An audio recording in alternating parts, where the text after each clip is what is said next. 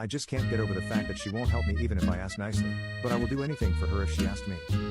She told me that I should feel like a bad guy and a bad partner for expecting her to cook or clean when she comes home from work, a time when she is exhausted, while I get to work from the comfort of our home and so should always cook. I got really mad because it felt as though she was dismissing how I was feeling and downplaying